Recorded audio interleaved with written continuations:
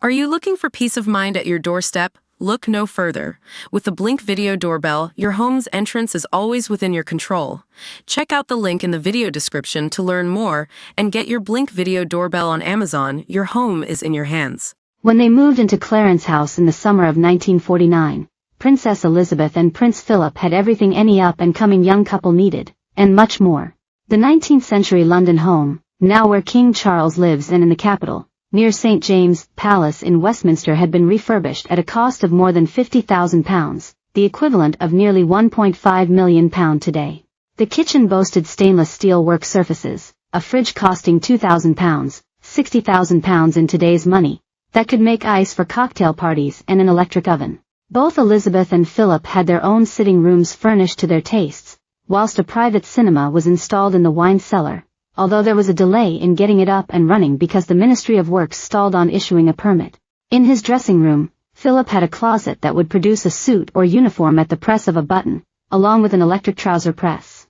The heir to the throne and her husband, who married in November 1947, had previously been living at rented Surrey home Wendlesham Moor, where Charles was initially raised after his birth in November 1948.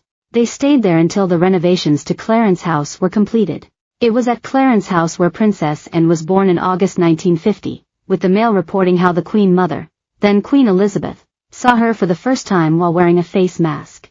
Designed by architect John Nash, Clarence House was built between 1825 and 1827 for Prince William Henry, the Duke of Clarence. He lived there as King William IV from 1830 until 1837. Later, Queen Victoria's third son, the Duke of Connaught, used the home from 1900 until his death in 1942. During the Second World War, when it was used by both the Red Cross and St. John's Ambulance, the home was damaged by German bombs.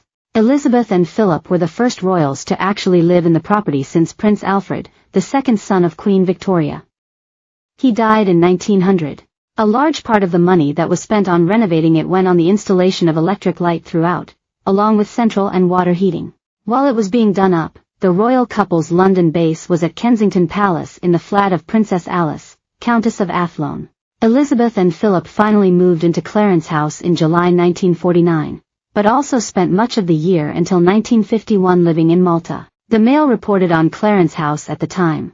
The princess's kitchen is lined with polished tiles of daffodil yellow, the floors laid with quarry tiles. Cooking is by gas, although there is a small electrical oven for occasional use. Along with the stainless steel work tables, there was a modern glass canopy hanging over the cooker, steamer and boiler to carry away head and fumes. The Mail added that, last, but not least, there was the wedding present refrigerator, a luxurious £2,000 affair, with separate containers for vegetables, game, fish, poultry and frozen foods, and capable, when necessary, of making 20 pounds of ice at a time for royal cocktail parties.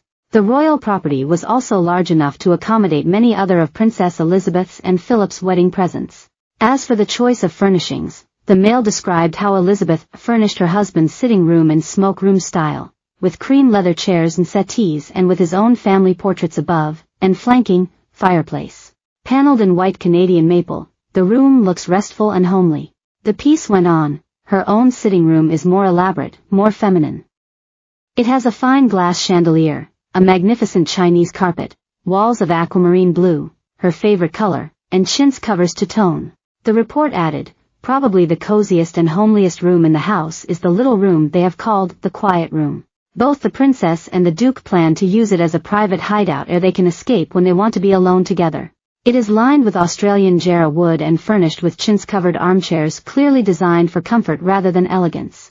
The room designed for elegant entertaining was the drawing room, which had the air of a French salon of the elaborate and decorative Louis XIV period.